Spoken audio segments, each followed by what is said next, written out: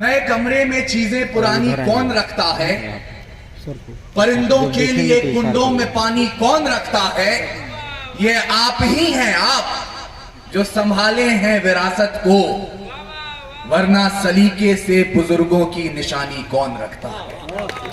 मैंने ये पंक्तियां जब बहुत पहले सुनी थी तो मैं शायद इनका मोल समझ नहीं पाया था, परंतु आज यहां आने के दो मुख्य कारण, जैसा असलम सर ने बताया, ये मेरी माताजी के गुरु हैं और इनके भी गुरु, उनकी तस्वीर पीछे लगी हुई है। जब मेरे पिताजी के परिवार से आप देखें, धनंजय बुआ के भी वो अभिन्न दोस्त रहे, हमारे नाना जी के, दादाजी के, यानी कि यदि रामनगर की धरती को आप ठीक से खंगालेंगे तो जर्रे जर्रे में एंथनी दीपक का नाम आपको लिखा मिल जाएगा। परंतु विडंबना कहें या धर्म संकट कहें, जब मेरे पास ये आमंत्रण आया तो मैं सोच रहा था जहां इतने अदब की बात होगी, जहां इतने ज्ञानी व्यक्ति की जयंती है, वहां मुझ नादान को क्यों बुलाया जा रहा है? क्योंकि कविता, संगीत और साहित्य बहुत बड़ी चीज है। मैं अभी वहां तक पहुंचा नहीं हूं, तालिबे इल्म हूं, सीखने के क्रम में हूं, और जिस विधा में मैं लिखता हूं, शायद एंथनी दीपक जी उस विधा से काफी अलग लिखा करते थे, परंतु जो नाम है उनका, जो पेन नेम दीपक, उसके बारे में कहा जाता है, और ये सोचकर ही मैं यहां तक आया कि कुहासा घनघोर हो इतना कि बस अंधियार हो जाए, अंधेरा जीत जाए, उजाले की जब हार हो जाए, हर हाल में बगावत का हकदार है दीपक, किरणें बेचकर सूरज यदि खुद गद्दार हो जाए, तो उस बगावत की आवाज को भी दीपक की लौ में सम्मिलित होना चाहिए। और यहां सभी गणमान्य लोग बैठे हैं। अग्रिम पंक्ति में यदि आप देखें तो वहां से लेकर यहां तक, और प्रदेश की राजधानी से देश की राजधानी तक, रामनगर और चंपारण की आवाज बुलंद करने वाले परम आदरणीय मधुकर राय जी यहां बैठे हैं। उनका सम्मान इसलिए करता हूं क्योंकि जब प्रथम बार, जिसका उल्लेख ये कर रहे थे, आज से 8-10 वर्ष पहले उन्होंने मुझे सुना, उस समय कविता शायद उस क्रम में भी नहीं थी कि उसे मंच पर सुनाया जा सके, और जिस तेवर में मैं पढ़ रहा था, क्योंकि मैंने बहुत पहले सुन लिया था कि कविताएं कभी भी सत्ता का समर्थन नहीं करती हैं। जिस दिन भी कविता सत्ता के समर्थन में उतर आती है, उस दिन या तो कविता मरती है या सरकार गिरती है। सत्ता की स्थायी विपक्ष है कविता। और आदरणीय मधुकर राय जी, इन्हें मैं रिश्ते में हमारे मामा के क्रम में आते हैं, वो उस समय सत्ता पक्ष में थे, उसके बावजूद कविता के प्रति जो सम्मान इनके अंदर है, साहित्य के प्रति जो अदब इनके अंदर है, उसका सम्मान करना जरूरी है। दूसरा कारण इस मंच पर आने का, रामनगर में ऐसा बहुत कम होता है। मैं आया, मैं पीछे बैठकर सुन रहा था, देख रहा था, और मैं इसके लिए बधाई देना चाहूंगा यहां बैठे सभी लोगों को कि आपने कलाकारों को ऊपर रखा है, राजनेताओं को नीचे रखा है। कविता और साहित्य का इससे बड़ा सम्मान हो नहीं सकता, और ये होना चाहिए। इसलिए आज का सबसे छोटा काव्य पाठ, सबसे छोटी प्रस्तुति दे रहा हूं, और इतना अच्छा आपने यहां कर दिया है, उसके बाद तो कुछ करना बहुत मुश्किल है। पता नहीं लोग सुनेंगे भी या नहीं। और आदरणीय भैया भी जब बोल रहे थे, काफी लोगों के हाथ बंधे हुए थे, ऐसा लग रहा था प्रण करके आए हैं कि आप तालियां नहीं बजाएंगे। और आज तक अपने जीवन काल में मैंने तालियों के लिए निवेदन करके कविता नहीं सुनाई।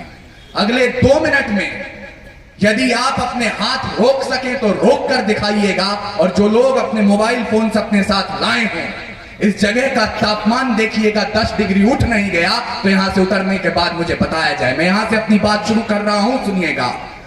मैं उनको शब्द चढ़ाता हूं, हिंद जिनकी जान था, नाम हिंदुस्तानी जिनका मजहब हिंदुस्तान था, रक्त से रंगते थे धरती को अरियों की ललकार पर, जय हिंद का नारा सदा लिखा था जेलों की दीवार पर, बदन पे बंधी थी बेड़ियां, दिल मगर आजाद था, और रक्त के अंतिम कतरे में भी भारत जिंदाबाद था। किनकी बात कर रहा हूं मैं उनकी बात कर रहा हूं जिनके बारे में आज हमारे दोनों गुरुजन यहां बैठे, इन्होंने भी मेरी माता जी को पढ़ाया हुआ है। आदरणीय गौतम सर भी यहां मौजूद हैं। आप लोग जब पढ़ाते हैं सर, शायद आपको भी कभी ना कभी दिल में कचोटन आती होगी कि आज एनसीईआरटी की पुस्तकें पढ़ाती हैं। मध्य रात्रि 1947 14 अगस्त 2 दस्तावेजों पर दस्तखत हुए और आजादी हमारी झोली में आ गई। मैं क्षमा चाहूंगा, ऐसा नहीं हुआ था। सिर्फ 2 दस्तावेजों पर दस्तखत से आजादी नहीं मिली थी। और आज हम ये जयंती मना पा रहे हैं, बहुत बड़ा श्रेय जाता है उनको जिन्होंने कतरा कतरा खून दिया था, दी जवानी जुनून दिया था, खड़े अंग्रेज माने नहीं तो गोलियों से भून दिया था। गोरियों के गाल नहीं थे ना आवाज मजीरों की, खनखनाहट गूंजती थी सेल्यूलर में जंजीरों की। राजनीति से मिली नहीं है, नहीं खरीदी पैसों से, सौदा लहू के मोल हुआ था। भगत सिंह जैसों से और मां ने गोली खाई थी, बेटे लटके फंदों पर, आजादी की डोली उठी है कुर्बानी के कंधों पर। क्या बात। अब आप सोच रहे होंगे कि जिस उम्र में मैं हूं उसमें श्रृंगार की बात होनी चाहिए, मोहब्बत की गजलें सुनानी चाहिए, कविता इस तेवर में क्यों आ रही है। मुझे क्षमा करेंगे, परंतु जवानी का मतलब वो नहीं है जो इसके पहले आप जिन गानों को सुन रहे थे, जिन गीतों को बजाते हुए लोग यहां से निकल रहे थे। और ये हमारे नौजवान भाई आप लोग जो 4-5 आए हैं, यदि आप उसे जवानी समझ रहे हैं, यदि आप किसी अदब की महफिल में उछाले मारने को जवानी समझ रहे हैं, जवानी की डेफिनेशन ये नहीं है। जवानी का असली मतलब क्या होता है?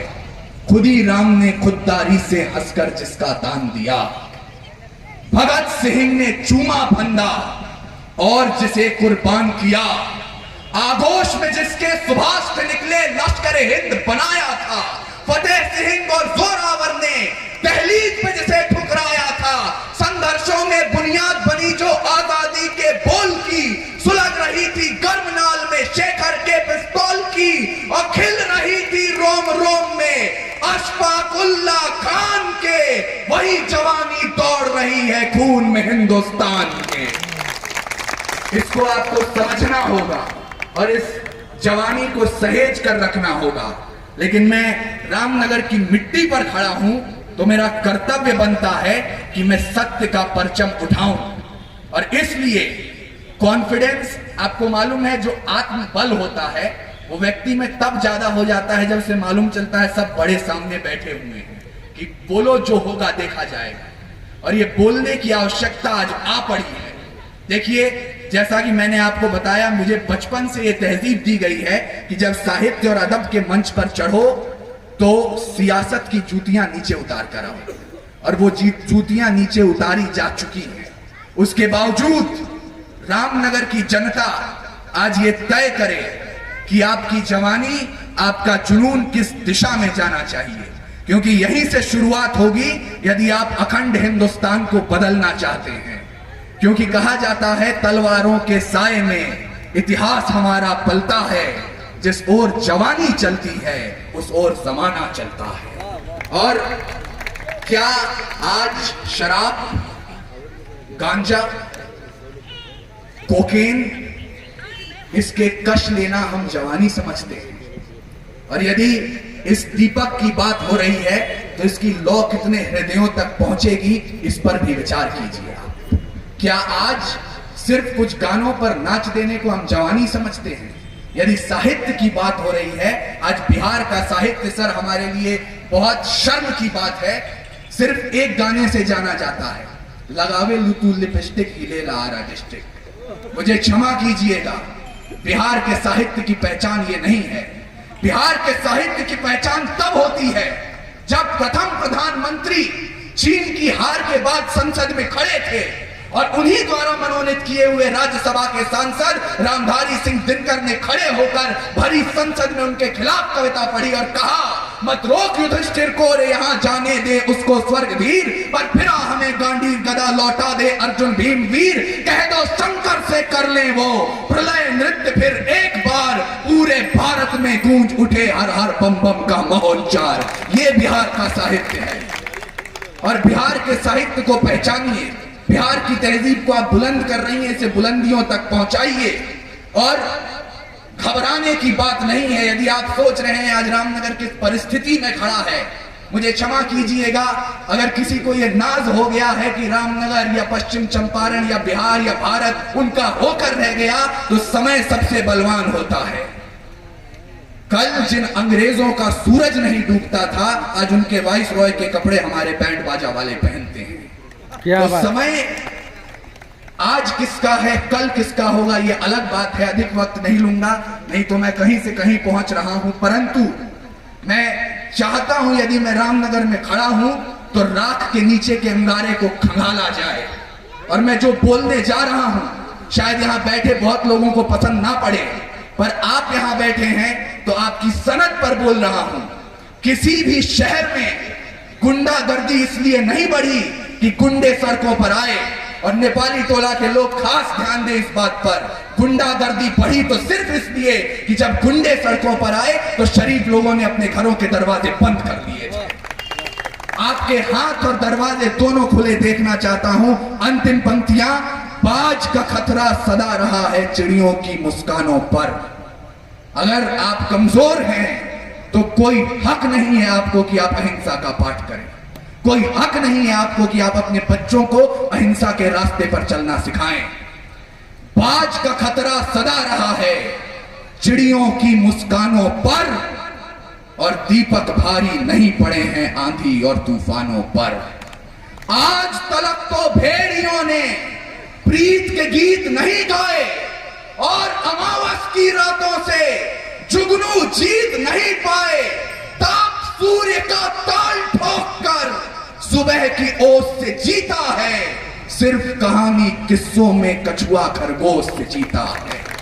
बिन परवाज के चिड़िया पर तनिक नहीं इतराती है, हाथ जोड़कर मधुमक्खी भी छत्ता नहीं बचाती है।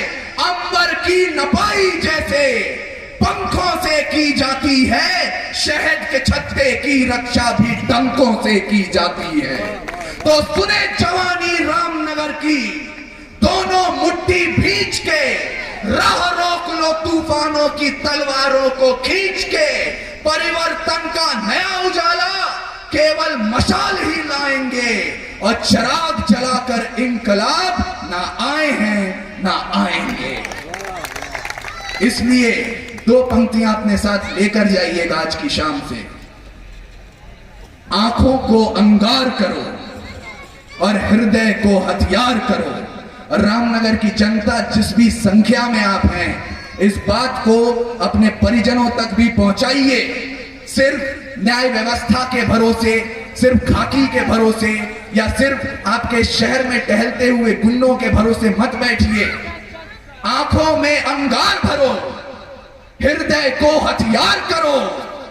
गिद्धों से जो लड़ना है तो पंजों को तैयार करो, और यदि आपके पंजे तैयार हैं उसके बाद आप अहिंसा को बचाइए।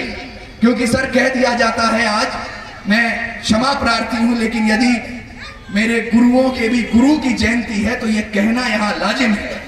आज कह दिया जाता है 2 अक्टूबर आएगा फिर आप ये गीत सुनेंगे, दे दी हमें आजादी बिना खड्ग बिना ढाल, साबरमती के संत तूने कर दिया कमाल। दूसरी पंक्ति का मैं पूरा सम्मान करता हूं, क्योंकि वाकई साबरमती के संत ने जो कमाल किया, आप विश्व का इतिहास पलट कर देख लीजिए। महात्मा गांधी के व्यक्तित्व के बराबर तो दूर निकट भी कोई नहीं मिलेगा। लेकिन राइम करने के लिए जो पंक्ति लगा दी गई, दे दी हमें आजादी बिना खड्ग बिना ढाल। जब भी मैं ये सुनता हूं, मेरे सामने से सुभद्रा कुमारी चौहान गुनगुनाते हुए निकल जाती हैं कि सन 57 में चमक उठी वो तलवार पुरानी थी, फिरंगियों को भगाने की वीर कुंवर सिंह ने ठानी थी, बुंदेले हर बोलों के मुंह हमने सुनी कहानी थी, और खूब लड़ी मर्दानी वो तो झांसी वाली रानी थी। तो झांसी की रानी का रामनगर, झांसी की रानी का भारत एक संकल्प ले और मुझे विदा करे। यदि आपकी जवानी से कल बोला जाए कि आप अहिर हैं, आप राजपूत हैं, आप ब्राह्मण हैं, आप तेली हैं, आप हिंदू हैं, आप मुसलमान हैं, जो भी हो, भारतवासी बनकर एक संकल्प लीजिएगा कि रावण नहीं हम पलने देंगे साधुओं के वेश में, चाहे आसाराम हो या राम रहीम। रावण नहीं हम पलने देंगे साधुओं के वेश में, और अफजल नहीं पनप सकते हैं अब्दुल कलाम के देश में। फौलादी हिंदुस्तान है ये, दुर्योधन की जंग नहीं, और भगत सिंह की मिट्टी पर खालिस्तान की मांग नहीं। इतिहास पृष्ठ पर लिखे गए जो फिर वो पाप नहीं होंगे। 17 बार मोहम्मद गोरी हरगिज माफ नहीं होंगे। रण विजय के बाद भी रण के वक्त नहीं अब छोड़ेंगे। कलिंग फतेह के बाद अशोक शस्त्र नहीं अब छोड़ेंगे। 57 के जीत की डोली झांसी रोकी जाएगी। अब के बार भगत सिंह की फांसी रोकी जाएगी। और हिंदू हो या मुस्लिम उनके शीश नहीं कटने देंगे। कसम तिरंगे की हमको, फिर देश नहीं बंटने देंगे। बहुत